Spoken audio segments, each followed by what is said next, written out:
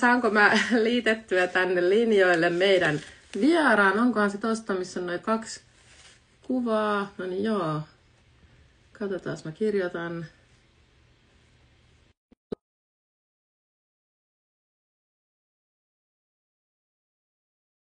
Niin tämähän on niin aika intuitiivinen juttu, mutta silti vähän jännitti, että mahtaako onnistua. Sieltä Iida pääsi linjoille. Mahtavaa. Ihanaa, että onnistui. Hyvä, että onnistui, joo. Ja tässä oli vielä semmoinenkin jännitysmomentti, että juuri tuossa ennen ajattelin, että käyn vielä vessassa, ja sitten kun pesin käsiäni, niin kännykkä tippui suoraan sinne, missä tuli kraanasta täysillä vettä. Että kerkesin jo ajatella, että jaha, menikö se live tässä, mutta ei tullut damakea varmaankaan kännykkään. Hyvä. Hei, mahtavaa. Iida, pääsit linjoille. Siellä näyttää muutenkin olevan ihmisiä ja kello löi juuri 17.00, niin voidaan saman tien aloittaa. Eli hei kaikille, tervetuloa liveen. Eli tämä meidän live on nyt sitten vapaa kirjoittamaan haasteen osa, johon on osallistumassa nyt jo yli 300 ihmistä. Ja vielä ehtii mukaan, jos et vielä ole mukana. Eli jos et ole vielä mukana, niin ei hätää, että me ollaan vasta 5 päivää nyt tehty tästä koko kuukauden mittaisesta haasteesta. Ja voit hypätä kyytiin vaikka jo heti tänään, jos innostut lähtemään vielä mukaan. Eli tämä maksuton haaste, tai siis sen idea on lähtenyt tästä kansainvälisestä romaanin kirjoittamishaasteesta tai kuukaudesta. Mutta meillä Intohimolla mukaan mahtuu myös muita kuin romaanikirjailijoita. Ja vapaa kirjoittamaan on nyt siis ihan kaikille luovan työn tekijöille avoimet ovet. Eli mukaan mahtuu myös kaiken näköisestä kirjoittamisesta haaveilevia, ei ole pakko olla romaaniunelma mielessä.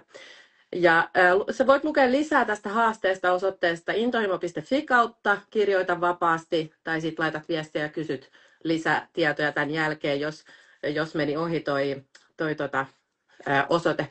Sitten kyllä mä laitoin sen lukemaan tuonne ylös, mutta mä en tiedä, miten se näkyy teille siellä.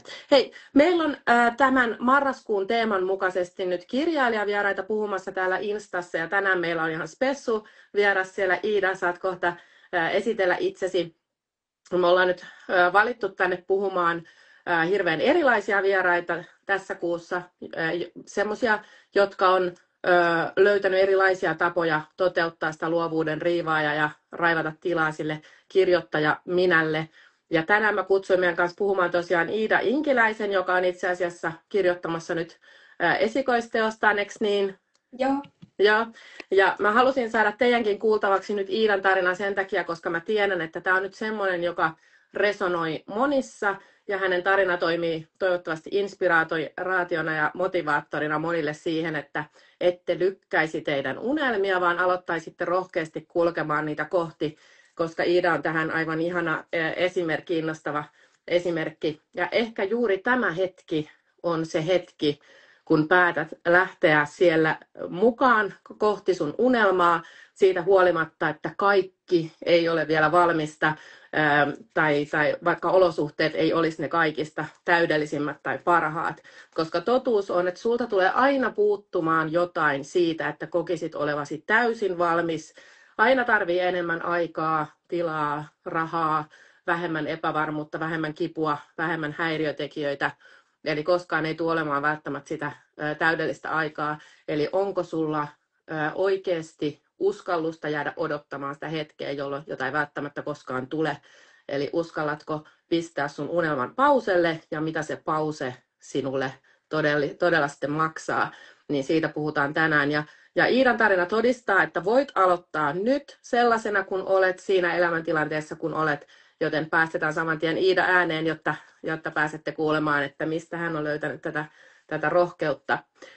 Hei Iida, ennen kuin lähdetään tarkemmin tähän luovaan uraan ja kirjoittamiseen, niin haluatko kertoa, että mikä tekee tästä sun tilanteesta nyt erityisen?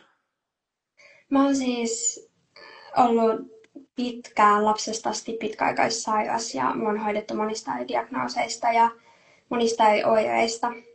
Mutta se, miksi mä olen tänään keskustelemassa juuri tässä ja ylipäänsä tässä elämässä, tässä elämän vaiheessa, johtuu siitä, että mulla on hyvin vaikeahoitoinen pysyvä hermostollinen sairaus, johon ei tällä hetkellä ole olemassa parannuskeinoa. Ja se oli semmoinen pysähtymisen hetki, kun se diagnoosi tuli. että meillä on vain se yksi elämä. Ja se elämä on mennyt aika nopeassa tahdissa, aika moni asia pois, niin että niitä ei enää pysty tekemään. Joo. Ja tämä sun tai tämä tauti niin, aiheuttaa sulle paljon kipua ja rajoittaa sitä liikkumista ja muuta. Miten sä sanoisit, että se vaikuttaa siihen, että miten sä näet sun tulevaisuuden? Se vaikuttaa käytännössä kaikkeen. Multa puuttuu tuntoaisti kokonaan vartalosta niin, että se on jäljellä enää mun kasvoissa. Mulla on liikkumisen haasteita, motoriikan haasteita. Se vaikuttaa kiputiloihin, se vaikuttaa työelämään. Se vaikuttaa ihan kaikkeen, mitä elämässä tällä hetkellä joutuu tekemään, mitä suunnittelee tekevänsä. Se vaikuttaa siihen, että uskaltaako miettiä 3 viikkoa pidemmälle, että mitä sitä tekisi. Ja se on tuonut myös tosi paljon muutoksia mukanaan ja semmoisia luopumisen hetkiä. Joo.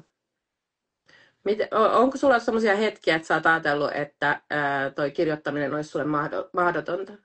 On. Mulla oli yhdessä vaiheessa semmoinen tilanne, että kun mä rakastin kirjoittaa käsin ja mulla ei kynä pysynyt enää kädessä.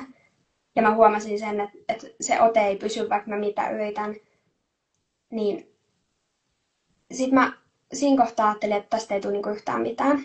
Että mä otan sen tietokoneen siihen eteen, niin en mä saa tehtyä siihen mitään, kun mä oon tottunut tekemään käsin. Sitten kun mä luovuin siitä, että okei, tehdään tietokoneella, mä totesin, että mä en saa niitä näppäimiä painettua. Että mä haluan tehdä sen ja mun päässä mä niin kun ajattelen, että okei, mä kirjoitan, mutta mun sormet ei liiku. Ne ei vaan tee sitä, mitä mä haluan. Siinä kohtaa iski semmoinen epätoivon hetki, että nytkö tää unelma oli tässä ja mä en sitä enää ikinä sitä tee. Joo, koska tämä oli tai koska nämä on ollut viimeksi tämmöiset ajatukset? Viimeksi noin vuosi sitten. Joo.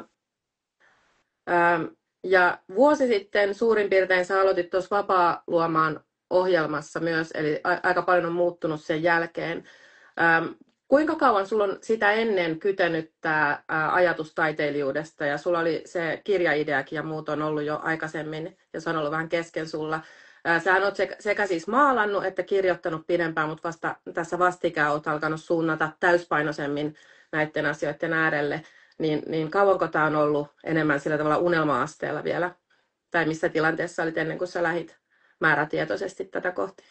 Mä olin siinä tilanteessa, että mulla oli 2 yritystä, joissa toinen painottu taiteen myyntiin ja tekemiseen ja toinen oli vahvasti konsultointiin ja markkinointiin.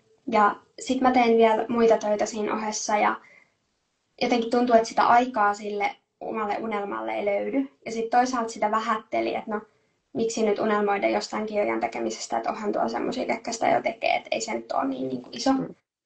Ja kun ei sille löytynyt aikaa, niin tuntui helpommalta vaan niin kuin lykätä ja siirtää sitä eteenpäin. Että no ehkä sitten kun mulla on se hetki, että mulla on se omakotitalo jossain syrjäisessä paikassa, missä on niin kuin mitään häiriötekijöitä, niin ehkä sitten mä pystyn tehdä. Ehkä sitten kun mulla on se seuraava loma, jota siihen aikaan mä kaatoin yli kaiken. Niin kyllä se oli tosi pitkään semmoinen, että mä niin kuin ajattelin, että se on hyvin kaukainen unelma, joka ehkä toteutuu, ehkä ei. Ja vasta siinä kohtaa, kun mulla tuli se totaalinen stoppi, että mun piti lopettaa työnteko, mun piti priorisoida. Ja tuli se hetki, että nyt loppuu se, tai sitten sulta loppuu kaikki muukin. Niin se oli sitten se kohta, missä vasta tuli se käänne, että mä päädyin, että okei, nyt kun kaikki muu on lähtenyt, niin otetaan sitten takaisin se, mitä on saatavissa takaisin. Joo. Onko se joku tietty hetki, milloin sä oot rohkaistunut muuttamaan sen suuntaan, tai mikä tuntuu semmoiselta, että oli se pohja, milloin se tuli, kun sanoit, että sulle tuli semmoinen, että kaikki meni tai sitten oli niin pakko tehdä se päätös, Mä olin just semmoisessa tilanteessa, että mulla oli vakituinen työsuhdekin ja mä jouduin lopettaa sen, koska mä en enää kyennyt suoriutua siitä työstä niin kuin olisi pitänyt. Mulla oli toisen yrityksen työt rupesi kasautumaan niin, että mä huomasin vaan, että mä jään sen työkuorman alle. Että mä en saa tehtyä. Mulla ei pysy enää mielessä samalla lailla ne asiat, mitä pitää muistaa. Mulla ei enää suoriutunut tekeminen ja ne kipukohtaukset oli semmoisia, että semmoinen asiakastyö ei enää samalla lailla onnistunut. se oli semmoinen pohjatilanne, että Sinku oli semmoisessa oikein syvässä kuilussa, jonne oli vaan niin kuin padannut sen kaiken, että okei, tästä pois, luovutaan vielä tosta. Niin se oli se tilanne. Muistaakseni vielä, minkälaista oli vuosi sitten silloin elokuussa, kun sä oot aloitellut, tai me ollaan ekan kerran tavattu, niin minkälaista silloin oli? Sä silloin teit kuitenkin ihan hirveästi töitä. Ja olit aika armoton. Mä muistan, mä oon ollut hyvin armoton itselleni ja jälkikäteen ajateltuna, niin se oli semmoinen työnarkomaanin huippu, kun huomaat, että niin kun tulemaan se terveys myös sieltä vastaan. Ja oli päättänyt jo, että se henkinen jaksaminen pitää saada kuntoon. Niin päätti vielä viimeisillä voimilla, että kyllä mä niin ruseeraan tästä. Ja mä muistan, kun me aloitettiin, niin mä en halunnut pitää lomia. Mä en halunnut pitää yhtäkään vapaapäivää. Mun ajatukset oli koko ajan työssä ja siinä, että mitä mä teen eteenpäin. Ja sitten mulla oli halu saavuttaa niitä unelmia ja sitä vapautta luoda ja tehdä. Ja se tuntui ihan mahdottomalta, kun mä en kykenyt irtautua siihen, että mä hetken antaisin itselleni edes lepoa. Miten sitten, kun sulla oli se aika, sulla oli muutama tunti viikossa aikaa silloin, jos semmoista, milloin sä teit sitä luovaa työtä, niin minkälaista luovan työn tekeminen oli silloin, kun sä teit sitä sen kaiken muun ohella ylikuormittuneen? Kyllähän se tökkii. Siitä tuli helposti semmoista pakkopullaa, että se ei suju yhtään mihinkään. Sitä teki ja sitten sä huomaat, että sä toistat, kun mä kirjoitinkin, niin mä toistin tekstissä itseäni jatkuvasti. Sen takia, että se ei vaan niin kuin sujunut eikä siinä katossa semmoinen luova ajatus tehdä sitä ylipäänsä. Ja varmaan nautinto siitä tekemisestä myös. Joo. Osaatko sä nyt sanoa, että minkälaisia rajoittavia uskomuksia sulla oli silloin, tai mitkä oli silloin sellaisia haitallisimpia sun ajatus- tai käyttäytymismalleja, mitkä esti sua pääsemästä eteenpäin vaikka näiden unelmien kanssa? Mun isoin tavoite oli se, että mä joku päivä teen töitä pelkästään sillä, että mä maalaan ja mä pelkästään kirjoitan. Ja se on aina, mitä mä teen, että mä jätän kaiken mun pois. Ja isoin oli se, että mä uskoin, että se ei ole mahdollista. Ei voi tulla semmoista tilannetta, että täällä nyt onnellisesti aamu aloitetaan kirjoittamalla ja sitten vähän maalataan. Ja sitten ehkä myös se uskomus siihen, että mitä muut ajattelee. Että jos lähipiirissä oli yksikin, kuka sanoi mulle, että ei tule kesää, että niin kuin sä et tule toteuttaa ikinä. Niin kyllä sitä vähitellen niin alkoi itsekin ajatella, että no ehkä on parempi, että mä nyt en tätä toteuta ja luovun vähän taka-alalle. Jotenkin musta tuntuu, että aika vähän kannustetaan valitsemaan niitä luovia uria.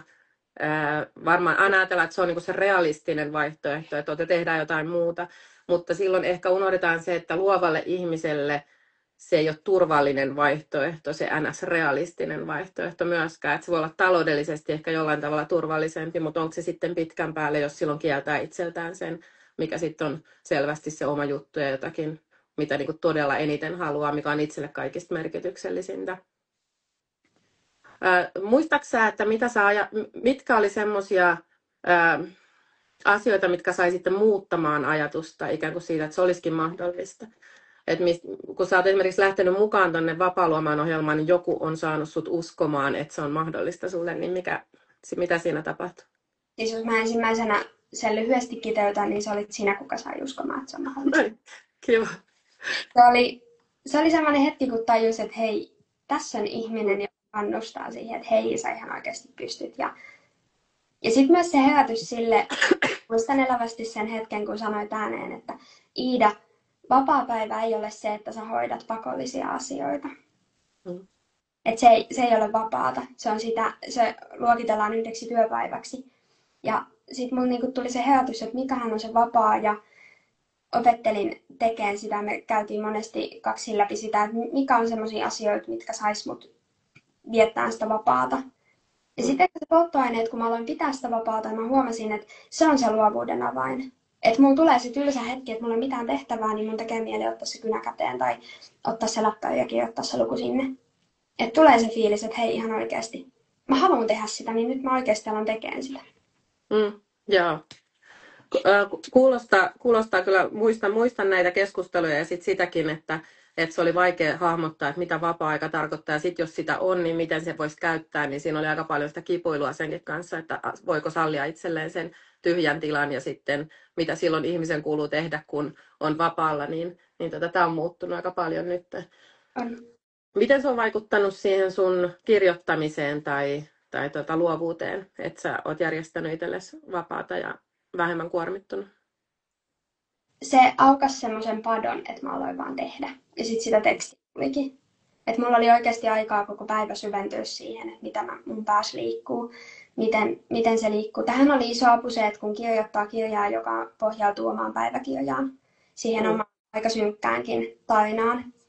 Että oli oikeasti aikaa käsitellä, ja kun huomasi, että yksi halvimpia ja parhaimpia terapiamuotoja on kirjoittaminen, niin oli aikaa käsitellä niitä ja velloa niitä vaikeampiakin tunteita ja saada niitä niin kuin eteenpäin. Joo. Tämä on ollut myös taloudellisesti tietysti rohkea valinta lähteä enemmän panostaa siihen luovaan uraan. Niin mitä sä sanoisit, että minkälainen se päätös oli ja miten sä oot onnistunut sen asian kanssa? Mä sanoin, että se tuli pakosta. Se tuli siinä tilanteessa, kun lääkärin kanssa keskusteltiin, että sä et ole työkykyinen, sulta ei niinku luonnistu se. Sun päivän isoin aktiviteetti on se, että sä pääset sängystä ylös ja sä saat vaatteet päälle ja sä pääset ehkä ne pojat aikatalle. Niin sit siinä kohtaa, kun ruvettiin puhumaan työkyvyttömyyseläkkeestäkin ja ruvettiin puhumaan ylipäänsä siitä, että mun kohdalla se tärkein tehtävä on löytää mielekkäitä asioita niin pitkään, kun ne asiat on semmosia, mitkä sitten tavallaan auttaa jaksaan sen vaikean yli. Et kun sitten otti sen prioriteetin, niin sitten se oli se. En olisi muuten ikinä hypännyt siihen. Onhan se riski. Joo, ja toki siinä varmaan auttoi sekin, että sitten taas sitä sun muuta yritystoimintaa niin käytiin kanssa läpi ja mietittiin, että miten siitä sai tehokkaampaa. Että on ja joutui tekemään kanssa. Ja sitten huomasi myös sen, että kun laittaa itsensä kaikista tärkeimmäksi siinä tekemisessä, niin siinä kohtaa myös se liiketoiminta ja muu alkoi tuottaa enemmän. Joo, että se heijastuu tietysti sinnekin. Ja samaten ne hinnoittelut ja muut semmoiset, niin siinä oli aika paljon semmoisia uskomuksia, mitkä esti hinnoittelemassa riittävästi. Ja mulla oli tosi paljon, kun mä tein tosi paljon asiakkaille, mäkin olin näitä projekteja ja muita. Mä hinnoittelin itteni niin alakanttiin. Taulujen kohdalla mä voisin pitää kaikki sen taulun, minkä mä teen ihan itse itselläni. Niin sit mun on tosi vaikea hinnoitella sitä työtä. Mutta siihen on ruvennut tulemaan semmoinen tietynlainen rutiini. Ja nyt kun niitä on saanut myytyä, tehtyä ja luotua semmoisen rutiinin siihen, että mä oikeasti uskallan pyytää. Aluksi mulla oli ihan kauhean semmoinen, että kun joku laittoi sähköpostia, että okei, tää hinta käy. Tai kerran tuli kommentti, että hei, tää on liian halpa. Niin vähän tuli aina semmoinen, että no joo, mutta kun toi jälki olisi voinut olla parempaa ja tossa olisi voinut olla tota. Ja toikin tyyppi on taitavampi kuin minä ja sekin pyytää halvemmalla. Niin, että se perfektionismi puhuu siellä taustalla. On. Joo. Mitä sä sanoisit, että mikä sua etukäteen eniten pelotti siinä, että lähtee sitä unelmaa kohti, että sä oikeasti raivaat tilaa sille kirjoittamiselle ja maalaamiselle? Epäonnistuminen. Se, että jos mä mokaan, ja sit jos lähipiirissä on niitä ihmisiä, jotka on sille, että toi ei onnistuu, niin sit ne saa olla sille, hahaa, mitä mä sanoin. Et se oli ehkä se, että teekö mä sen työn turhaa. Joo, ja siinä epäonnistumisessa eniten niin kun, mielikuvissa niin se uhka oli se, että joku pääsee sanomaan, että joo. Mutta mitä sä nyt sanoisit semmoisille, jotka on samanlaisissa ajatuksissa tällä hetkellä, että mietityttää se epäonnistuminen tai jännittää se lähteminen, niin mitä sä sanoisit heille? Paljon enemmän tulee kaduttaa se, että ei ikinä tehnyt. Kaduttaa se hetki, että kun sä jahkailet vuosi toisensa jälkeen, että no ehkä ensi vuonna. Että sit sä toteat jossain kohtaa siinä elämässä sen, että ne ylittä 10 mahdollisuutta meni jo ohitte. Ja sit sun elämäntilanne voikin olla semmoinen, että ne mahdollisuudet ei tule enää takaisin ja niitä sä et saa enää tehtyä. Että sit joutuu tavallaan, että haluuko mieluummin kestää sen, että joutuu jossitella, että entä jos mä olisinkin tehnyt, kun se et olisi lähtenyt kokeilemaan. Yleensä se kokeileminen ja ne virheetkin antaa paljon enemmän kuin se, että jätti kokonaan tekemättä. Eli mikään ei kaduta tässä kohtaa? Ei, ainakaan vielä. Eikä varmaan alakaan kaduttaa. Muistakaa muutkin, että voitte kysellä kysymyksiä kanssa Iidalta nyt, kun olette siellä linjoilla, niin Iida varmaan mielellään vastaa, jos teille nousee jonkinnäköisiä kysymyksiä. Mä yritän niitä poimia vaikka tuosta sitten sitä mukaan, jos te kirjoitatte jotakin. Jos mä spottaan, niin tuossa mulla näkyy vain pieni rivi kerrallaan. Mä en tiedä, pystyykö sitä muuttamaan, mutta yritän katsoa tuossa silmäkovana kanssa, että jos sieltä tulee jotain kysymyksiä, niin Iida pääsee kanssa niihin vastaamaan sitten. Mitä sä sanoisit siitä tilan raivaamisesta sille kirjoittamiselle, niin kumpi oli sulle vaikeampaa, se konkreettinen tilan raivaaminen vai sitten se, että sä annat itsellesi luvan tehdä tai luvan raivata sitä tilaa? Ehkä se luvan antaminen. Se, että toteaa, että niinku ihan oikeasti nyt se tila, mä haluan sen ja mä otan sen. Että ei tule semmoinen anteeksi pyyntelevä, että no anteeksi. Ja sitten varsinkin, jos joku pyytää johonkin, että voiko sanoa, että hei, mulla on oma projekti kesken, että nyt ei käy. Koska sitten tulee vähän semmoinen, että no onko tämä mun juttu nyt niin tärkeä, versus se, mihin mua pyydettiin. Niin, että kauhean helposti menee ohi niiden muiden pyynnöt ja muiden tarpeet. Ja se, että joku muu ehkä tarvitsisi tai hyötyisi omasta panoksesta, niin niiden on helppo mennä yli sitten siitä kirjoittamisesta. Onko tässä muuttunut tämä tilanne? Siis kyllä se kirjoittaminen ehkä niin kuin se yksi isoimpia haasteita siinä niin kuin tälläkin hetkellä on se, että kun sä kirjoitat siitä omasta tarinasta ja sä kirjoitat siitä kaunistelematta ihan kaiken, niin siinä se isoin haaste on just se hetki, kun on ollut tosi paljon kokeita ja on ollut tosi paljon niin kuin tutkimista ja käyt järjestänsä tutkimuksissa, saat uuden diagnoosin, saat diagnoosiin jotain lisätietoa, saat tota. Sitten sä tappelet jonkun asiantuntijan kanssa tai jostain, että saako rahaa jostain. Siinä on paljon tämmöistä, mikä vie sitä aikaa.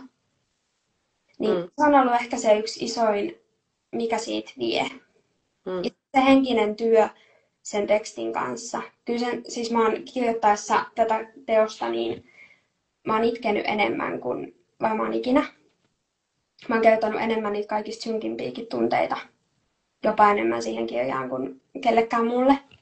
Ja sitten samalla tullut semmoinen vähän epätoivo, että kehtaaks mä tätä sit ikinä julkaista kellekään. Että se on kauhea sit kun joku läheinen lukee ja sit se katsoo, että hei mä oon muuten tossa. Ja Aise on miettinyt ton keskustelun aikana just tätä. Ja tavallaan niin pohtii tosi paljon sitä, että niin joutuu miettimään tosi paljon itseensä ja sitä tekemistä. Että kyllä mä sanoin, että kyllä se elämäntilanne muuttaa paljon sitä, että miten kykenee tekemään ja miten se muuttaa sitä kaikkea.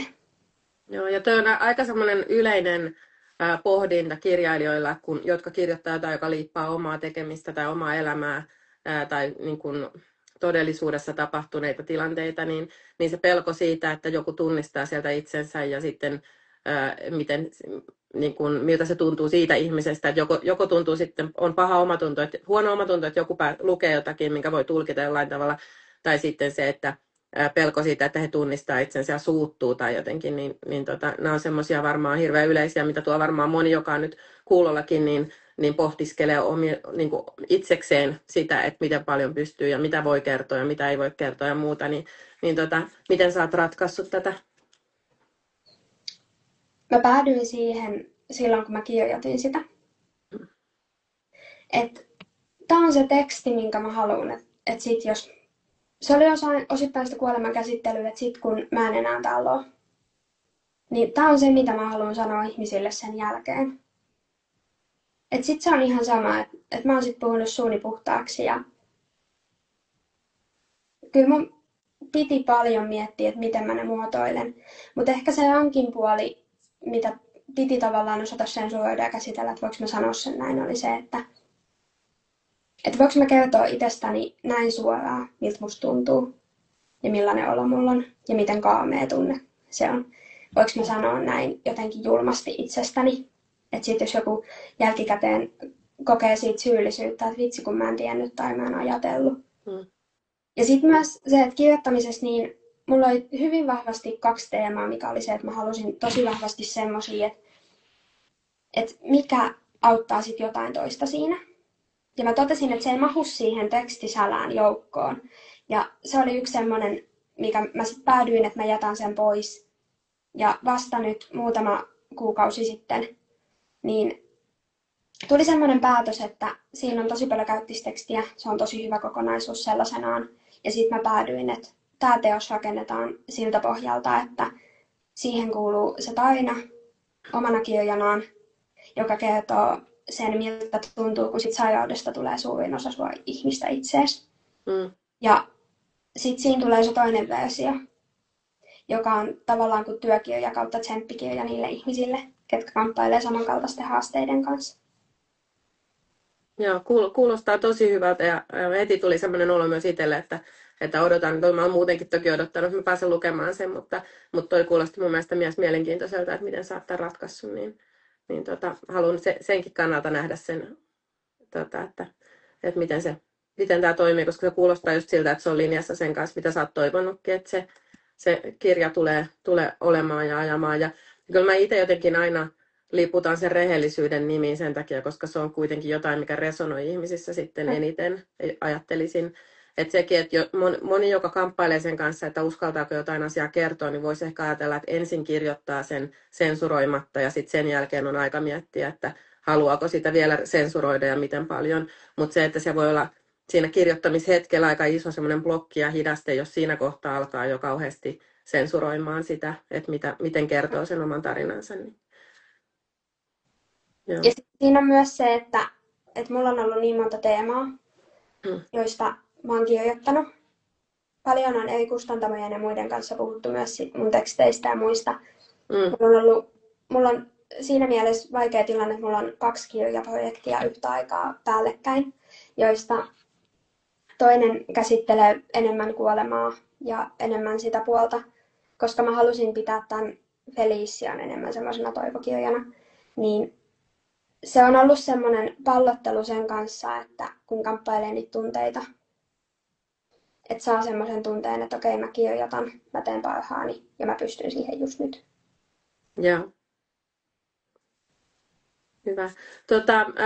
Sä sanoit, silloin vuosi sitten, kun me ollaan aloiteltu, niin sanoit muistaakseni, että sä teit 3 tuntia viikossa sitä luovaa työtä suurin piirtein keskimäärin. Ja sitten nyt joku aika sitten, kun vaihdettiin kuulumisia, sanoit, että sä teet 4 päivää viikossa sitä. Niin onko se edelleen se sama tilanne, että sä oot saanut sitä niin paljon lisättyä? Nyt sen myötä, kun ei ole enää sitä työtä. Et kun ensin oli yrittäjyys ja sitten sen jälkeen päädyttiin, että okei, mä jään työelämästä pois siltä osin, että mulle jää vaan se taide- ja kulttuurityö. Niin mä saan onnellisesti sanoa, että mä voin tehdä vaikka joka päivä sitä, jos mä haluan. Eli se on vielä lisääntynyt siitä. On, mutta täytyy sanoa, että on myös opettanut sen, että myös se työ, mistä nauttii, ja myös se taidetyö, niin sekin osaa kuormittaa. Ja se on vaatinut myös sitä, että mä ajan itseltäni myös sitä, että okei, myös sitä mun täytyy ajata. Että sitäkään ei voi tehdä ihan 24/7. Joo, kaikki iloiset, inspiroivat, ihanat asiatkin, niin ne on kuitenkin sillä tavalla kuormitustekijöitä, että niitäkin täytyy levätä. En sano, että niitä pitäisi karsia, koska ne on kuormitustekijöitä, vaan se, että pitää muistaa huomioida se siinä levossa ja palautumisessa, että niilläkään ei voi täyttää niin kuin, määränsä enempää sitä omaa elämää. Mitä sä sanoisit, että tuolla tuli nyt kysymys siitä, miten sä siirryit yrittäjyydestä sinne tuille, niin siellä oli kysytty siitä, että miten se onnistui, että tuliko siinä joku karenssi tai, mä en enää muista mikä se sanamuoto oli, mutta että onnistuiko se ihan sulavasti tai oliko sen kanssa haasteita? Enemmän ja vähemmän. Kova selittäminen, että miksi mulla on 2 yritystä ja miksi mulla on tätä ja tota ja miten mä teen. Siihen aikaan mulla oli osakeyhtiönä se, mikä tuotti sitä rahaa, mikä teki sitä hommaa. Ja myös mä totesin sen, että siinä käy myös niin, että jos mä pitäisin sen homman itselläni, niin sit mulla olisi ollut vielä isompi taistelu ja mä en olisi samalla lailla saanut tavallaan käännettyä sitä tukipyörää ja muuta, mutta mä luovuin siitä. Jätin itselleni ainoastaan toiminimen. Ja kyllä edelleen pitää selventää, kelaankin hyvin paljon sitä, että olen yrittäjä, mutta tällä hetkellä sillä puolella en tuota itselleni tuloa, koska en ole työkykyinen. Mm. Ja se on pitkä semmoinen niin kuin, tavallaan heille selittää sitä, että no. Ja sitten myös se oli haaste, että jos oli asiakas, joka maksoi, että työ on tehty ennemmin, niin hän maksoikin vasta nyt. Mm. Niin sitten Aivan. selventää, että niin te olette maksanut mulle tänään, mutta kun tämä työ, mistä mulle nyt on toinen asiakas maksanut, niin se on tehty jo ennemmin. Mm. Et kyllä Ja. siinä on paljon semmoisia, mitä sai takuta ja vihaseksi asti, niin sai kyllä niin kuin Mm. taistella. Joo, ja sitten joka viranomainen vähän eri tavalla laskee ne. Et toisille sit on se, milloin tulo tulee, ja jos toisille se on suoriteperustainen, niin, ja usein ne tulkinnat menee aina sillä, että siitä on itselle haittaa. On, ja sitten kun moni kysyy niin kun asiantuntija, kenen kanssa puhuu puhelimessa, että niin sä teet sitä taidetta ja sitä nykyään pelkästään, mutta mitä muuta sä niin teet? Sitten kun sä yrität selittää, että niin, nyt mä olen keskittymässä ainoastaan siihen, että mä kirjoitan ja mä maalaan. Ja se päätulo tulee siitä, että mä myyn näitä tuotteita. Niin sitten se selitys on vähän niin kuin, että ai niin, ai, sulla on niin kuin joku tommonen. Että sitten sä joudut tavallaan niin kuin selventää, että niin, myös se, että ihminen on kuvataiteilija tai kirjoittaa, niin myös se on ammatti. Niin, aivan. Että siinä joutuu vieläkin kipuilemaan tavallaan sen kanssa, että onko On. tämä oikeaa työtä. Joo. Ja se on tietysti semmoinenkin, että kun sä oot ensin itsekin joutunut sen itsellesi opettelemaan isolla vaivalla, niin sit se on jotenkin tosi herkässä, kun joku ulkopuolelta kyseenalaistaa sen, niin nostattaa varmaan sellaista turhautumista. Joo, kyllä se omalta osaltaan, niin sitten kun sä joudut käsitellä sitä samaa asiaa uudelleen ja uudelleen, niin kyllä se nostattaa semmoisia tunteita, että välillä on koko maailmalle vihainen ja välillä on ainoastaan itselleen. Joo. Sitten palaisin vielä siihen yrittäjyysaikaan siinä kohtaa, kun monilla on varmaan semmoinenkin tilanne, että ei sitten voi vaikka justiin hakea tukia tai muuta, ja sitten on se vaikka yritystoiminta siinä tai joku muu.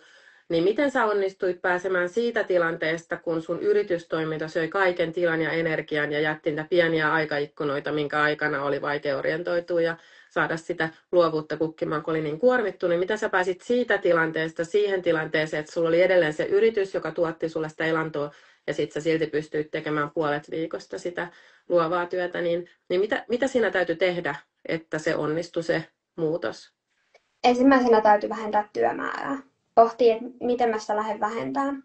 Mun kohdalla se päätös oli niin selkeä, että mä nostan hintoja ja vähennän asiakkaita. Että se määrä, paljonko asiakas maksaa, niin se tulee paljon helpommin kuin se, että mä teen pieniä summia useammilta asiakkailta, mikä syö aikaa. Ja sitten myös, vaikka mä oon pitkään ollut sitä mieltä, että verkkokurssit ei ole niin kuin. Mä oon monesti ajatellut, että niitä on turha tehdä, koska se ihminen lätisee siellä ja sitten sitä ei jaksa kukaan kuunnella. Ja sitten kun mä oon itse semmonen, että mä oon ouduskin ja mä kuuntelen hyvin keskittyneesti, mitä siellä puhutaan, niin sit mä jotenkin ajattelen, että no, sit kun mä en voi tietää, että tekeekö joku muu sen mun tekemän, teen sen saman, että se on ollut sama. Mutta sitten kun siitä pääsi yli ja mä totesin, että no, he on maksanut, he on sitoutunut tekemään, niin mä toivon, että he tekee niin myös se verkkokurssien ja tavallaan se automatisointi siihen, että mun ei tarvitse itse tehdä henkilökohtaisesti kaikkea, niin se saa sitä tilaa. Ja sitten ihan se, että mä merkkasin kalenteriin alueen, että tähän näin, niin mitään muuta mä voi ottaa. Aivan, eli se vaatii niitä ajanhallinnan työkaluja ja sitten sitä priorisointia ja sitten, että miten ratkaistaan sitä, että se sun työ ja energia, minkä sä pistät sinne, niin prosessien kanssa on kevyempää, mutta myöskin, että sä pystyt tienaamaan sillä enemmän, että sitten vapautuu sitä tilaa kalenterista. Mitä sä sanoit, että tarvii henkisesti tapahtua, että sä pystyit pääsemään siitä 3 tunnista 3 päivää tai 4 päivään luovaa työtä? Mun piti hyväksyä itselleni se, että tää on nyt se, mitä mä haluan tehdä. Mun ei tarvitse tehdä mitään muuta ansaitakseni sitä, että mä saan elää mun unelmaa. Jotenkin ehkä se viimeinen pysähdys oli se, että kun tajus, että meillä jokaisella on tasan tää yksi elämä. Meillä toisilla se tulee se elämän rajallisuus vastaan ennemmin kuin toisilla. Niin halutaanko me käyttää se lyhyt elämä niin kauan kuin meillä sitä ikinä onkin? Niin halutaanko me käyttää se siihen, että me tehdään jotain, mistä me ei nautita? Että kyllä mä haluan siinä kohtaa, kun mä oon tämän sairauden kohdalla siinä pisteessä, että mä oon vaan vihannes ja mä en pysty liikkumaan, mä en pysty puhumaan, mä en pysty tehdä mitään. Ja sit mä tiedän siinä kohtaa se, että loppu on lähellä. Kyllä mä siinä kohtaa haluan saada semmoisen mielentilan, että mä en kadu mitään, mitä mä oon tehnyt. Enkä sitä, että mä oon jättänyt jotain tekemättä. Se on ehkä se Joo. polttoaine, miksi mä lähdin tekemään sit ihan toiseen suuntaan. Joo. Ja onneksi lähdit tekemään, koska sä oot saanut tässä vuoden aikanakin ihan valtavasti asioita eteenpäin ja tehty ihan valtavan hienoja juttuja. Kauanko sulla oli se kirjaprojekti jäissä? Sulla oli pitkän aikaa tarkoituksena kirjoittaa, niin kauanko se oli jäissä ennen kuin sä nyt sait sitä määrätietoisesti viety eteenpäin? Se oli semmoisen ainakin puoli vuotta niin, että mä en edes koskenut koko alueeseen. Joo, mikä auttoi sua pääsemään yli siitä? Mulla tuli semmoinen toive, että mä haluan kirjoittaa, mä haluan luoda jotain merkityksellistä. Ja mä haluan, kun tää sairauden kohdalla tuntuu tosi yksinäiseltä, kun ei ole ketään toista, kuka osaa mulle sanoa, että miltä tuntuu, kun sekään ei tunne. Miltä tuntuu olla näin kipeä tai joku muu mun ikäinen. Ja sit kun kaipas sitä, että kun sä menet jonnekin kirjakauppaan, niin sä kaipasit sitä, että sä löytäisit sieltä kirjan, jossa se päähahmo ehkä kävelee kävelykepillä tai silloin rullattoi. Ja niin, että se hahmo, kellä se on, ei ole uhri siltikään siinä tarinassa. Ja sitten kun tuntuu, että semmoisia kirjoja, mistä saisi ammentaa semmoista niin voimaa, että hei, mistä vaan voi selvitä. Ei ollut. Eikä semmoisia, missä normalisoidaan sitä, että myös 20-vuotiaalla on ok.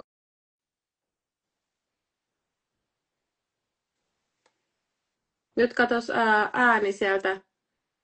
Mä en tiedä, mitä tapahtui. Kuuleeko muut äänen? Kuuleeko? Nyt kuuluu. Hyvä. Niin, olit sanomassa, että 20-vuotiaallekin normalisoidaan sitä, että on mahdollista, että... On, että jotenkin mä haluaisin normalisoida sitä ajatusta, että myös meidän nuorilla on niitä apuvälineitä, myös ne on osa elämää. Ja se ei tarkoita, että me ollaan uhreja, jotka jonkun toisen pitää pelastaa. Ja sitten kun semmoista kirjallisuutta tai ylipäänsä sisältöä ei hirveästi, niin kun jos sä lähdet kirjakaupastakin etsiin luettavaa, semmoista ei ollut, niin mä päädyin siihen, että okei, mulla on ollut pitkään tää unelma. Ja nyt se unelma on se, että mä teen sen kirjan itse tonne hyllyyn. Joo. Eli sulla oli selkeä käsitys siitä, että sitä tarvitaan, sen omakohtainen käsitys, niin se oli iso tietysti siinä motivaattori, että se täytyy saada sinne eteenpäin, koska maailma tarvitsee sitä. Joo. Sanoit, että sulla on nyt tällä hetkellä neuvottelut kesken jotenkin kustantajien kanssa, niin missä me mennään tämän asian kanssa? Onko missä vaiheessa sun käsikirjoitus menee ja missä vaiheessa neuvottelut menee ja onko tiedossa jo, että koska tämä olisi tulossa ulos? Tiedossa on se, että ensi vuoden aikana on odotettavissa Felicia ja Aistit muistoina, mistä mä oon enemmän kuin onnellinen. Kirja on siinä vaiheessa, että mennään vika-editointikierrosta, eli sitä vaihetta, missä mun täytyy jossain kohtaa myöntää, että mä en saa tästä täydellisempää. Mä veikkaan, että sitä hetkeä ei ihan heti tuu, mutta mä oon hyvin hyväksynyt sen, että sit kun mulla tulee semmoinen tunne, että mä en saa tehtyä tällä enää mitään, niin siinä kohtaa mä lähden yrittää väkisin, vaan sit se on valmis. Ja sit tavoite on se, että työkirja tulee siitä julkaisusta aika pian sen jälkeen. Ihan sillä, että ne saa semmoisen hienon jatkumon toisiinsa. Eli aika pian on tulossa. On. Mä oon tehnyt kovasti sen eteen töitä ja musta tuntui hyvin samaan aikaan vaikealta. No niin, että nyt mä julkaisin sen. Toisaalta se, että mä annan jollekin sen. Mutta mä oon saanut tosi hyvää siedätystä silleen, että sä voit saada ihan mitä tahansa kommentteja, kun sä tuot sairautesi julki koko maailmalle. Hyvä siedätys oli Iltalehden artikkeli. Siinä saa aikamoisen myllerryksen ihmisiä, kommentteja, viestejä ihan laidasta laitaan.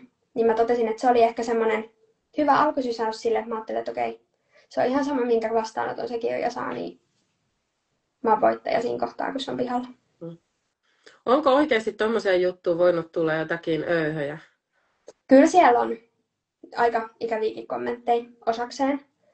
Mutta sitten ehkä se järkyttävin ja raskain fakta on se, että sä saat ihan tekstiviestejä sun omaan puhelimeen, sä saat somen täyteen viestejä ja sit sulla menee aikaa purkaa niitä viestejä sieltä. Ja sit myös semmosia, mitkä on ihan ok hyvän tahtoisia, mutta samaan aikaan se saa itsensä tuntua aika pahalta. Ja sit myös ihan semmosia niinku neuvoja. Ihan semmoisista järjettömistä asioista, että hoitaisitko tämän asian, kun sä näytit siinä kuvassa tältä. Että ehkä se voisi olla syy tohon, että sä oot tämmönen. Joo. Niin. Kyllä niitä valitettavasti tulee. Joo, ja tuommoisenkin voisi olla hyvä, että olisi joku lähipiirissä, joka voisi käydä ne kommentit läpi ja sitten kertoa, jos siellä on jotakin, mihinkin itse täytyy reagoida tai kiinnittää huomiota. Se on tietysti jotenkin, kun siinä saa sen dopaminiryöpyn, kun menee lukemaan niitä kommentteja ja katsomaan niitä, että mikä reaktio oli ja muuta, mutta sitten se voi olla aika haitallistakin itselle ja sitten taas vaikuttaa pitkän aikaa. Miten se sulla näkyy tai vaikuttiko se jollain tavalla sun luomiseen tai siihen kirjoittamiseen lähipäivinä sen jälkeen, kun olit lukenut niitä? Mun oli yllättävän vaikea kirjoittaa. Siinä kävi vielä silleen kauheasti. Mä oon siis koko tämän haastattelun nyt yrittänyt olla itkemättä, mutta katsotaan onnistuuko. Itse asiassa käytännössä samana päivänä, kun se lehtiartikkeli julkaistiin, niin mä sain lääkäriltä puhelun. Ja me keskusteltiin mun sairauden etenemisestä ja muusta. Ja siinä hetkessä, kun mä katsoin, että se lehtijuttu oli tullut ja siitä revittiin oikein kunnon otsikot ja se oli niin kuin, myös se teksti, kun se niitä luki, niin se pysäytti siihen, että mitä mä oon keskustellut sen ihmisen kanssa ja miten tavallaan kaikki se niin kuin pysähtyi. Ja sitten kun sä luet, että samaan aikaan sua tsempataan, piristetään, että kyllä tää tästä, ja samaan aikaan sä saat neuvoja ja muita, niin kyllä se oli semmoinen yöpytys, että oli tosi vaikea kirjoittaa. Joo. Koska sitten mulla oli semmoinen tunne siinä pitkän aikaa, kun mun piti aloittaa kirjoittaa. Niin mulla oli pitkään semmoinen tunne, että kun mä halusin, että tässä kirjassa on semmoinen positiivinen fiilis. Ja täällä on aika monta kohtaa, joissa tämä tunnelma vie aika syvälle. Ja sitten kun mä lähdin kirjoittamaan, niin siihen tuli semmoinen kokonainen luku, mikä on semmoinen hyvin ristiriitainen ja raadollisen rehellinen siitä, että miltä tuntuu sairastaa. Että miltä se kaikki tässä vaiheessa elämää tuntuu. Niin kyllä se kirjoittaminen oli semmoinen, että se täytyy laittaa hetkeksi chappiin ja todeta, että sit kun mä oon valmis ja mä oon hetkeksi saanut kasattua itteni, niin sit mä otan tämän uudelleen esiin. Joo. Ja nämä on hirveän tyypillisiä hetkiä, milloin voi mennä lukkoon, kun tulee tämmöistä niin kuin henkistä kuormaa, mikä liittyy siihen kirjoittamiseen. Ja toikin niin kuin oli vielä aika raju esimerkki siitä, että mitä siinä voi tapahtua. Ja sitten sekin, että kun se on vielä herkässä vaiheessa, kun se on keskeneräinen se kirjoitus tai se sun käsikirjoitus, niin siinä kohtaa kaikki on erityisen herkkää, se vastaanottaminen niille asioille. Se on ihan ymmärrettävää, että siinä kohtaa tulee semmoinen, että täytyy vähän ottaa etäisyyttä siihen myös siihen tekstiin. Mutta onko sun suhtautuminen tämmöisiin niin kuin luovuuslukkoihin tai siihen, että jos tulee vähän niin tiukempia päiviä tai semmoisia, että ei irtoa, niin onko se muuttunut nyt? Tai miten sä suhtaudut siihen? Mä otan sen haasteena vastaan, että sitten lähdetään tekemään niinku jotain muuta, mikä saa sen luovuuden auki. Yleensä mulla on nyt Nanopeimo tänä vuonna oli mulle ihan alkanut ihan yleisenä kokemuksena, koska mä oon nyt haastanut sitä, että se luovuus pysyisi yllä ja että jos tulee semmoinen lukko, että mitä mä teen. Ja mä oon todennut, että yksi ihanimpi on se, että mä piirrän hetken, sit mä kirjoitan siitä hetken, sit mä lähden tekemään jotain liikunnallista. Sitten mä otan taas uudelleen sen kynän tai koneen ja teen, ja sitten mä taas teen jotain muuta luovaa. Yksi päivä se oli sitä, että mä kudoin villasukkia, joita mä en oo moneen vuoteen kutonut. Sitten siinä oli semmoinen vaihe, että mä piirsin. Ja sitten kun musta tuntui, että mä en ollut siinkään hyvä, kun mä olin niin lukossa, niin mun tehtävä oli piirtää mahdollisimman oma kuva, mikä ei esitä yhtään mitään. Ja sitten kun mä lähdin sitä tekemään, mä totesin, että siitä tuli ihan hyvä ja se avasi semmoisen luovuuden ja sitten mä sain taas kirjoitettua. Että tavallaan löytää semmoisen, että lähtee tekemään niin sitten löytää sen uuden tavan. Joo. Ja tietysti ihan ensimmäinen on se, että ei rupea panikoimaan siitä, että on lukossa, koska se ei voi tyrehtyä sinusta se luovuus. Että se lukko tarkoittaa vaan sitä, että siinä tarvitaan just sitä tilaa tai sit sitä, niin kuin sä sanoit, että virittelee sitä luovuutta. Niin se on ihan hyvä, että on työkaluja siihen, niin sitten myöskin se lyhentää sitä luovuuslukkoa, kun ei tarvitse panikoida siitä, vaan tietää, että on hallinnan tunnetta siihen tilanteeseen. On ja se, että ottaa semmoisen, että mä en sitten hössaa. Tätä kirjaa on kirjoitettu lenkillä sanelimen kautta. Niinä päivinä, kun on ollut höffit sängyn kanssa, että sieltä ei ole päästy ylös, niin sitten mä oon sanellut sieltä sitä. Tätä on kirjoittanut sille, että yksi ystäväni tietämättä, kun me keskusteltiin viestien välityksellä, niin mä sain sinne naputeltua. Mä en pystynyt kirjoittamaan sitä mihinkään muuhun, niin sinne mä keskustelin hänen kanssaan, niin se tuli sinne luontevasti. Että niin kuin milloin mihinkäkin tavallaan, minkä saa semmoisen, että okei nyt tohon. Niin se on ehkä ollut se semmoinen, että opettelee nauttiin siitä luomisesta. Se ei onnistu, jos siitä tekee semmoisen pakon, että nyt mun on niinku ihan pakko. Et siinä kohtaa, kun tuntuu, että mikään ei onnistu ja mitään tekstiä ei tule, niin sitten on hyvä ottaa tauko ja lähteä tekemään jotain ihan uutta. Joo. Mites muut siellä linjoilla, niin tunnistatteko näitä luovuuslukkotilanteita ja onko löytynyt mitään semmoisia teille keinoja tai haluatteko kysyä Iidalta jotain mistä tahansa näistä aiheista, mitä nyt puhutaan, niin kysykää ihmeessä. Mä yritän sieltä poimia niitä kysymyksiä talteen ja käsitellään niitä sitten. Mä ajattelin, Iida, että voitaisiin vähän aikaa puhua vielä tuosta sisäisestä kriitikosta, joka monilla iskee jarrua tällaisten unelmien kohdalla, mikä me nyt vähän jo ehkä sivuttiinkin sitä, että yksi semmoinen isoin oli siinä, niin oli niitä rajoittavia uskomuksia niin siinä, että lähtee tekemään tätä asiaa, niin onko tämä sisäinen kriitikko sulle tuttu? On. Mites hän ilmenee? Hän ilmenee, se on vähän niin kuin semmoinen hahmo, mikä on tuossa olkapäällä ja sieltä tulee hyvin käykäs mielipide, että hei toikaan ei niinku. Se on semmoinen, kenen kanssa saisi varmaan jo Iidan aikaiseksi. Ja hyvin semmoinen ankara itselleen. Ja samaan aikaan osaa myös sanoa just sen tavallaan kaikista kipeimmän itselleen. Mutta toisaalta se on ollut myös semmoinen polttoaine. Että vitsi mä näytän sille. Että kyllä tää nyt tästä sujuu. Onko tässä tapahtunut muutosta tässä sisäisen kriitikon olemuksessa tai siinä, että miten sä suhtaudut siihen niin nyt viimeisen vuoden aikana? Kyllä mä suhtaudun siihen vähän öönnommalla otteella. Mä en ota niin vakavasti sitä mun mielipidettä ja ylipäänsä sitä kritiikkiä itseäni kohtaan. Mulla ei ole yhtä semmoinen ehdoton mielipide siitä, että nyt niin kun, että joko täydellistä tai sitten ei ollenkaan. Mä oon ollut aina se ihminen, joka sanoo, että joko sä teet tämän täydellisesti, tai sit sä et tee yhtään mitään, jos et sä sitä osaa. Mä oon ollut se, kuka sanoo sen muillekin. Niin kyllä se siinä kohtaa, kun muistan, että Vapaa luomaan ohjelmassa oli isompi alue tästä sisäisestä kriitikosta, niin kyllä tuntui, että kävin myös kehityskeskustelun sen puolen kanssa. Siitä voisi vähän höllätä. Miten se on näkynyt tai miten se on vaikuttanut suhun, että sä oot saanut höllättyä sitä sisäistä kriitikkoa? Mä en yritä tehdä koko ajan niin täydellistä. Ja mulle kelpaa välillä se hyvä. Koska ja myös se on ehkä ollut se, että on oppinut ajattelemaan semmoisia lauseita itselleen, kun tulee semmoinen kritiikki, että hei tee täydellisemmin.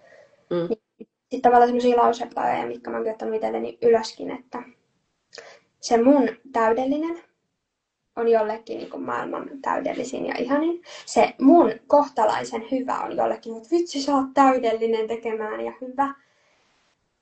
Sitten siinä kohtaa, kun tulee semmoinen, että et sä osais kirjoittaa, niin sitten mulla on siihen muisti itselleni, että miten mä olen päässyt näin pitkälle jo, jos mä en osaisi.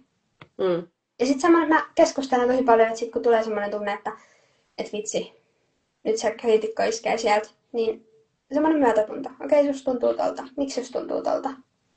Pitäisikö sitä vähän keskustella itsensä kanssa, että miksi? Tunnistatko siitä, että miksi se nostaa päätä se kriitikko, että mitä silloin tapahtuu? Tai mistä se kumpuaa se? Kyllä se tulee vahvasti myös lapsuudesta siitä, että on oppinut semmoiseen perfektionismiin ja hyvin pedanttiuteen ja semmoiseen, niin kuin, mikä on ollut aina lapsuudessa lähellä. Mä sanon, että mua ei yhtään auttanut se, että mun äiti on yhtä pikkutarkka ja semmoinen vaativa itseään kohtaan. Mutta meillä on ollut myös se apu toisillemme, että äiti, joka on ollut aina tosi vaativa, mun pienestä seurannut, niin että se vaativuus, niin se vie eteenpäin. Niin myös ne keskustelut monesti hänen kanssaan siitä, että joskus olisi riittänyt ennenkin se, että tekisi vähän niin kuin puolella teholla. Että se 10 lasissa ei tarvitse joka asiaa tehdä. Ja sitten myös monesti se, että mä pohdin, että mitä mä sanoisin jollekin toiselle, joka on itseensä kohtaan noin vaativa. Joo, se on hyvä kysymys. Ja se usein onkin, että puhuu itselleen eri tavalla kuin muille ja vaatii itseltään enemmän kuin muilta. Ja sitten se, mikä oman pään sisällä tuntuu vaan realismilta, niin onkin jotain tosi julmaa, mitä ei ikinä kellekään toiselle sanoisi tai tulkitsisi tilanteita. Että se on, mutta se sisäinen kriitikko, niin se melkein aina liittyy jollakin tavalla siihen kontrolliin tai hallinnan tunteen saamiseen ja sitten jos on muita keinoja saada hallinnan tunnetta, niin sitten se voi olla, että se auttaa hellittämään sitä sisäisen kriitikon sitä julmuutta. Vai mitä sä itse sanoisit, Iida? Kyllä se auttaa siihen. Joo. Onko muilla samanlaisia kokemuksia sisäisen kriitikon kesyttämisestä tai onko jotain muita kysymyksiä Iidalta? Tässä ollaan vielä hetki linjoilla, niin ehditte kysyä vielä, jos on jotakin mitä haluaisitte kuulla Iidalta. Mitä sä neuvoisit semmoiselle henkilölle, joka nyt on semmoisessa tilanteessa, missä sä olit vuosi sitten, että jolla on kalenteri aivan täynnä, tupaten täynnä ja ei uskalla aloittaa tai ei tiedä mistä aloittaa se tilan raivaaminen tai sen unelman äärellä oleminen, niin onko sulla jotakin viisaita sanoja? Tai mitä sä sanoisit itsellesi vuosi sitten? Jos olisin samassa tilanteessa, niin sanoisin ensimmäisenä, että jos sä haluat sitä luovuutta, niin se vapaa luomaan ohjelma, mene sinne. Yes. Se on se ensimmäinen, koska monesta kohtaa näin vuoden jälkeenkin niin monesti sanon, että Suvi sanoi näin viisaat sanat ja muistelen paljon sitä. Sitten myös tosi paljon sitä, että miksi sä haluat sitä tehdä. Että pohdi sitä oikein, niin mietit tarkkaan, että miksi just sitä. Että sä voisit tehdä kaikkea muutakin, mutta miksi sä haluat tehdä sitä. Ja jos sä todella sitä haluat, niin onko se sen arvosta, että sä lähtisit sitä toteuttaa. Ja sitten lähdet konkreettisesti miettimään maailman pienimmillä asioilla, että no, miten sä lähdet edistämään sitä. Jos se on se, että sä jätät jonkun työasian niin, että sä et sitä enää vapaa-ajalla tee, tai sä raivaat sille vapaa-ajalla tilaa, että tuntuu, että kotona on niin hektistä, että se kaikki aika menee johonkin, on lapsia tai on muuten semmoinen elämäntilanne, niin lähdet kartoittamaan sitä sun omaa arkea, että onko siellä jotain semmoista, mistä sä et nauti. Mihin sä menet vähän pakkomielellä, vähän semmoinen, että no ei tää nyt huvita, mutta mennään nyt muodon vuoksi. Ja lähde miettimään, että mihin sä voisit saada sen tilan sinne. Ja sitten ihan semmoinen niin rentous siihen, että aluksi kun sitä lähtee tekemään, niin sen ei tarvitse olla kuin 15 minuuttia päivässä. Koska sitten kun sä saat sen 15 minuuttia päivässä, niin sit sä alat tekemään sitä vähitellen. Ja sitten kun sulla on se fiilis, että vitsi mä haluan tehdä, niin just se on se hetki, kun sä päätät, että sä teet siitä rutiinin. Sä teet siitä asian, jota sä toteutat. Laitat itsellesi oikein niin kuin kissan kokoisilla kirjaimilla jonkun lapun tai jonkun, että sä pidät mielessä, miksi sä tätä teet.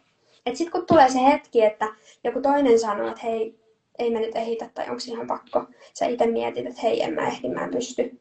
Sä keksit muita tekosyitä tai se motivaatio lähtee. Niin sit sulla on joku, mikä pitää mielessä sen, että miksi sä sitä teet. Että todennäköisemmin sä sit jatkat sen jälkeen.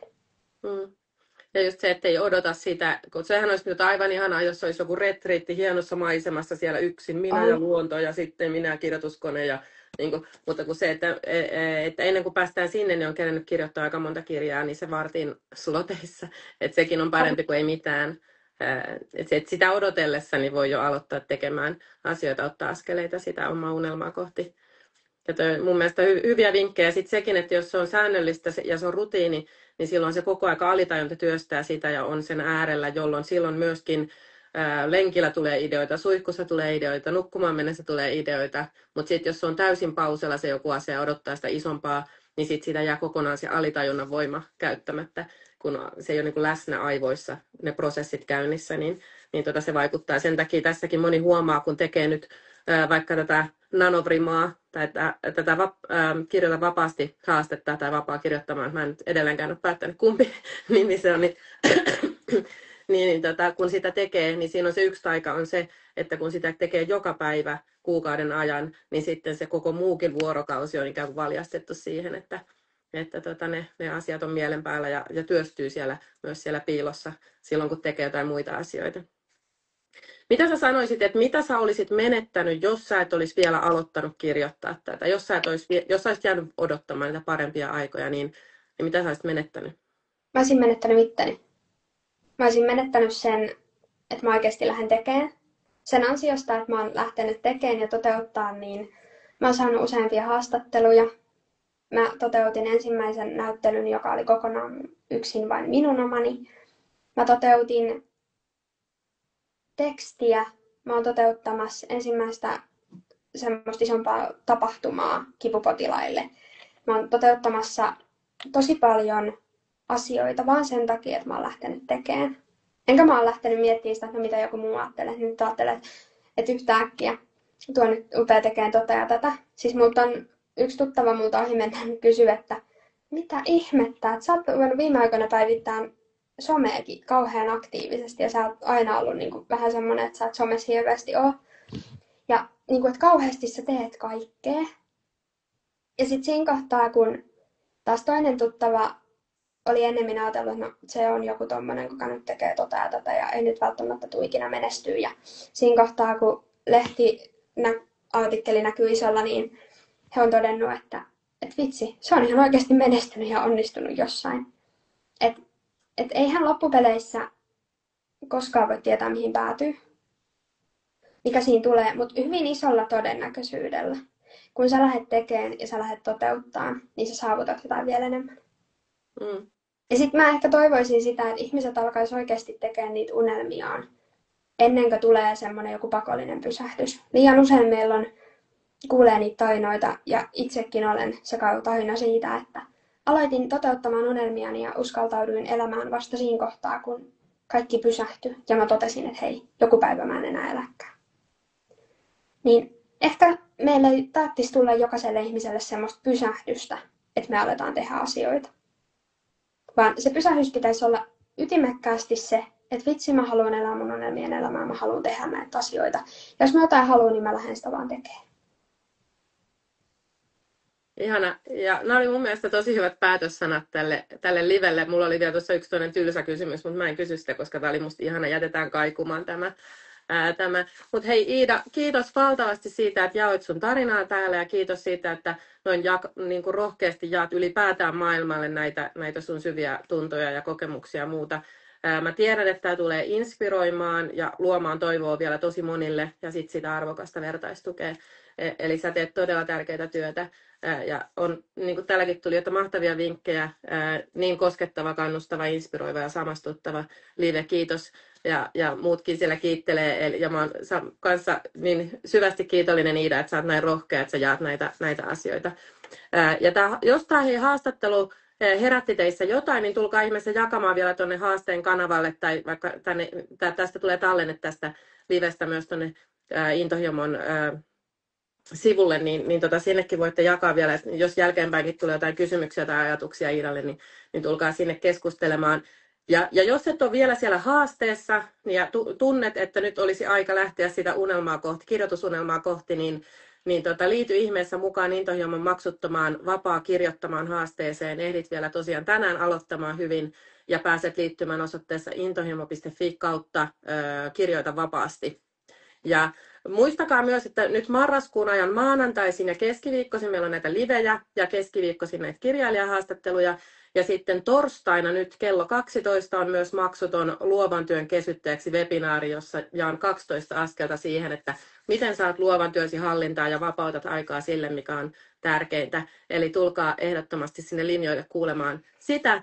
Ja muistakaa myös jakaa ilosanomaa, kertoa näistä maksuttomista sisällöistä kavereillekin, että saadaan mahdollisimman paljon ihmisiä kuulolle tänne ja jaettua näitä tärkeitä asioita. Ja jos tämä Iidan tarina nyt inspiroi, niin jaa tämä live eteenpäin muille, jotka tarvitsevat tämän viestin tänään. Tämä jää tosiaan nauhoitteeksi tuonne Intohimon profiiliin. Hei, kiitos, että olitte paikalla. Kiitos Iida ihan mahtavasti, että olit paikalla. Ja nähdään viimeistään ihmisten kanssa seuraavassa livessä. Ja muista, että voit aloittaa nyt juuri siinä tilanteessa, missä olet, sellaisena kuin oot, niin se riittää. Kiitos kaikille ja ihanaa illan jatkoa.